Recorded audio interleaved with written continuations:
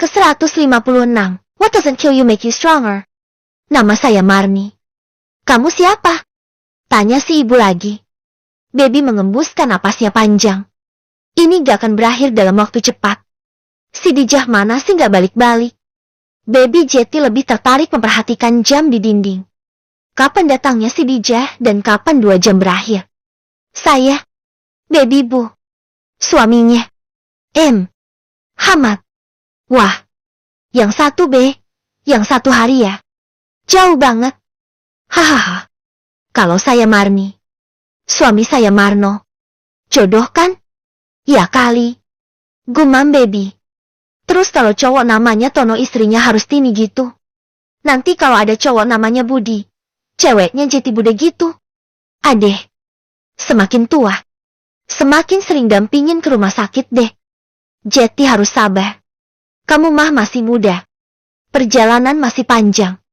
Ucap si Bu Marni kini menyamankan posisi duduknya. Ini bakalan curhat versi panjang sih kayaknya. Baby nyengir doang sambil minum air putih. Syarat ini. Dulu. Zaman COVID. Suami saya kena sih semua. Sekeluarga. Tapi suami saya itu yang paling parah. Saya akhirnya yang kemana-mana nyari rumah sakit. Kesini ditolak. Kesana ditolak karena penuh. Saya butuh oksigen. Kemana-mana ditolak. Gak ada oksigen kosong. Semua anak saya gak bisa kesini. Karena mereka juga dalam kondisi lockdown. Saya terus perjuangkan. Saya bilang ke suami, Mas, kamu bertahan ya. Kita sama-sama berjuang. Terus saya ke rumah sakit dekat rumah. Lah untung MBA. Ada supir taksi yang baik. Udah muter-muter keliling kota. Kondisi sakit suami saya, engap gak bisa napas. Dia masih mau bantu. Baby mengangguk. Kini senyumnya berubah jadi senyum serba salah. Mau senyum gak enak, kalau gak senyum dikira ketus. Sampai di rumah sakit itu, saya sampai sujud-sujud. Untungnya ada tabung oksigen, walau gak ada ruangannya, di pelataran doang suami saya. Saya dikasih tahu sama perawat dan dokternya, kalau ibu masuk ke sini. Ibu gak boleh keluar. Jadi saya di lockdown di rumah sakit Mbak, suami saya itu. Ya Allah kalau inget itu. Rasanya saya lagi menyaksikan pertunjukan kematian massal. Di mana-mana orang meninggal. Malah saya udah tua juga. Tapi saya hipnotis tubuh saya. Saya kuat. Dan saya akan temani suami saya sampai titik terakhir. Saya gak akan ninggalin dia. Sampai dapat ruangan khusus dan suami saya ditangani. Itu rasanya semua sekejap mata. Ada orang yang baru masuk. Beberapa jam meninggal. Ada anak kuliahan yang baru masuk dengan keluhan batuk-batuk aja. Malam hari meninggal. Saya doang yang mendampingi suami saya waktu itu. Yang lain sendirian. Ya karena begitu masuk gak boleh keluar. Ibaratnya itu saya ngorbanin nyawa saya untuk merawat suami. Bayangin aja. Semua orang kena COVID lagi parah-parahnya terus saya udah tua. Rentan. Jelas sih ibu. Kok Baby Jetty tegangnya dengerinnya. Ada ibu-ibu sudah tua. Kena COVID. Gak ada yang nemenin. Semua anaknya gak ada yang mau nemenin. Dia batuk-batuk tengah malam bangun. Saya tanyain. Kemana anak-anaknya? Kemana suaminya? Dia bilang gak ada yang mau jaga. Ya Allah apa gak miris saya? Ngerti hidup mati. Tapi ini ibunya yang ngelahirin dia. Yang udah ngedampingin dia. Saya tanya. Ibu mau minum? Dia ngangguk. Saya turun ke bawah. Ngambilin air hangat. Biar lega pernapasannya. Lalu besok harinya ibu itu meninggal juga. Rasanya itu. Saya sudah seperti nunggu giliran. Tapi saya beri semangat ke suami saya. Saya bilang ke dia. Saya gak akan ninggalin dia. Beneran yang nungguin pasien saya doang. Sisanya gak ada. Sendirian. Lah terus kalau butuh apa-apa. Gimana coba mereka? Mau butuh makanan ringan, minuman. Lah sendirian, siapa yang gak tambah drop? Mental drop, kondisi tubuh drop, dan gak bisa ngapa-ngapain. Kacau. Total chaos waktu itu. Iya Bu. Balas Baby merasa wajib menjawab. Lalu, saya bilang ke suami, coba difokuskan setiap nafasnya yang berat itu untuk berzikir. Jetty. Dia menghirup napas nembusinnya nyebut yang paling mudah. Allah, gitu. Saya terus kasih semangat. Pasti bisa. Dan saya yakinin ke dia. Saya nggak akan pergi. Semua bacaan saya bacain. Saya baca sholawat, dizikir. Semua. Sampai infusannya saya bacain sholawat, air buat oksigennya juga. Sampai. Hihi. Ibu-ibu itu yang baru, ada yang baru masuk, dia sambat. Dia teriak-teriak, saya tenangin. Sabar Bu. Istighfar, baca sholawat. Sabar. Lalu dia tanya, apa itu sholawat? Ya saya ajarin, sampai dia nyebut, pas dia sembuh. Di luar. Dia baru bilang kalau dia non-Islam. Ya saya ketawa dan minta maaf. Saya nggak tahu kan?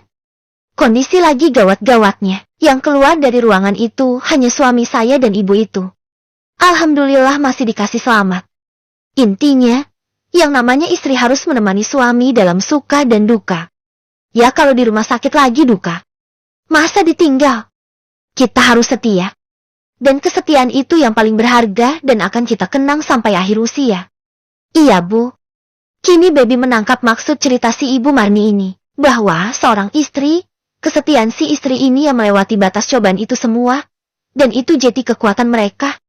Sampai sekarang kisah perjuangannya terus dikenang. Kita itu Mbak, akan melewatin cobaan yang besar, yang kecil. Dan saat kita berjuang melewatinya dengan berani. Itulah titik balik kita. 1. Kita jadi lebih kuat. 2. Kita jadi punya kenangan. Semua orang kelak akan ada momen paling berharganya. Dan bisa diceritakan ke semua orang dengan bangga. Seperti saya nih. Saya cerita dulu setiap mendampingi suami saya ke Mbak Baby. Nanti Mbak Baby akan dapat momen berharga yang layak dan bangga kalau diceritain ke semua orang. Ke anak cucu, ngajarin kalau cinta itu bukan cuma I love you, you love me.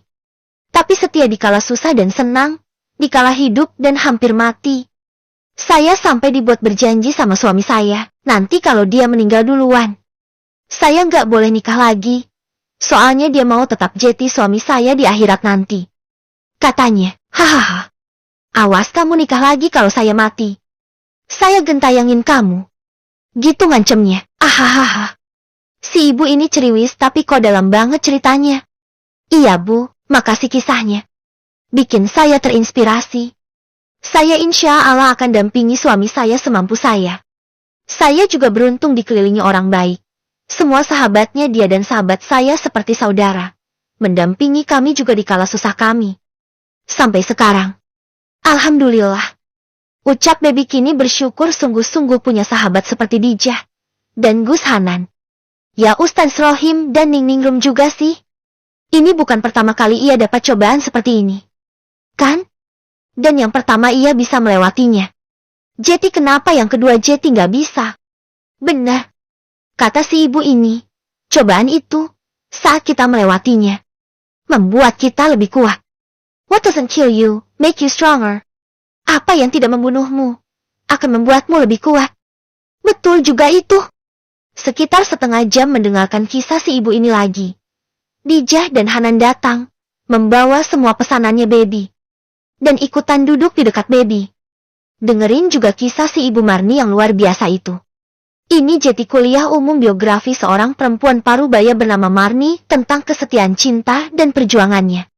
Tak lama juga, suami si ibu datang. Terjadilah momen mereka berduaan. Dan baru kali ini hordengnya ditutup sama si ibu. Baby berdiri dan membantu menutupnya. Dari tadi, aku diceramahin Jah, panjang kisahnya. Bisik Baby. Dijah nyengir dan mengangguk. Kayaknya, cinta sejati banget ya. Pemandangan indah, suami istri kala tua. Baby mengangguk atas ucapan Dijah itu. Kamu sama Dijah. Tidur di sini aja. Aku udah hubungin Dokter Rahman. Boleh kok kita nginep bertigaan di sini? Aku juga izin bawa kasur lipat tadi. Ketemu sama dia sebelum dia pulang dan diizinin. Dia juga nelpon security dan kepala perawat untuk memastikan mereka tahu kalau kita dapat izin itu. Sebenarnya nggak boleh bertigaan. Hanan mengeluarkan kasur lipat yang udah dilipat rapi. Sampai kecil banget. Ya wajar sih. Emang tipis juga. Jadilah malam ini, Dijah dan Baby tidur berduaan di bawah kasur. Berlapis tikar playmat. Dan kasur tipis lipat. Sementara Gus Hanan mencari tempat lain untuk tidur. Sebenarnya kalian bisa aja di rumah Jah. Aku bisa sendirian. Dijah menggeleng. Ini titah Pak Kiai. Dan aku sama Hanan juga mau. Jadi kenapa enggak? Lagian, kayak siapa aja Beb? Aku, kamu, Mas Hanan dan Ustadz Samad itu sudah seperti keluarga. Masa begini aja gak mau? Aku kasihan sama kalian. Baru liburan malah dapat beginian. Balas Baby lagi. Udah ah. Gak usah sungkan. Gak cocok muka kamu Beb. Udah tidur. Besok suami kamu bangun. Kamu biar gak kayak mata panda. Ucapnya. Baby menurut. Dan tidur. Ia baru bangun jam 3 dini hari dan melakukan sholat malam. Ia akan tumpahkan semua emosi dan kesedihannya dalam bersujud. Ia tuangkan semua. Ia minta semua yang ia inginkan. Kesembuhan dan kebahagiaan keluarga kecilnya. Keselamatan dan kebaikan semua orang yang baik padanya. Hidayah untuk orang yang sudah jahat dengan mereka. Pokoknya doa selengkap-lengkap yang ia bisa pikirkan. Sekitar jam 7 pagi, Hamad bangun dan Baby langsung gercep. Karena pas banget dia sedang membenarkan selimut sang suami. Mas, kamu gak apa? Apa yang sakit? Tanyanya cemas. Hamad menggeleng. Nino, tawar Baby panik. Dia celingukan nyari apa yang bisa dikasih ke sang suami. Hamad menggeleng. Apa? Mau makan? Mau apa? Tanya Baby semua disebut. Semua ditawarin. Mau cium? Bisiknya pelan. Baby yang dari tadi panik dan bingung akhirnya diam. Hamad tersenyum. Dan satu tangannya menunjuk ke arah bibirnya. Baby mengembuskan napasnya panjang. Haf, Mas. Desahnya dan melakukan apa yang dia mau. Ia kecup bibir itu ringan dan mengelus kepalanya yang tak ada perban. Cepat sembuh ya sayang. Aku akan temani kamu di semua kondisi. Oke. Bisiknya memberi semangat. Hamad mengangguk dengan senyuman lebar. Srit. Hordeng kembali dibuka, pas adegan Baby masih peluk-pelukan sama Hamad coba. Si Bu Marni. Mbak Baby. Mas Hamad. Ini kenalin suami saya. Pak Marno. Ucap Bu Marni dengan senyuman lebarnya. Gak ada sungkan-sungkannya ibu ini. Baby terkekeh. Ia geli juga jadinya. Senyuman yang lebih natural dan lebih ikhlas. Si ibu ini walau nyebelin, tapi memberinya banyak pelajaran dari perjalanan hidupnya. Salam kenal ya Pak Marno. Bapak pejuang berkat cinta sejati. Ucap Baby tersenyum lebar. Wah, kamu cerita lagi ya Mar? Kok semua orang kamu ceritain sih? Keluh si Pak Marno yang kayaknya malu. Sepertinya semua orang yang ditemui Bu Marni diceritain deh. Tapi gak apa. Semua itu membuat pasangan muda seperti dirinya belajar banyak.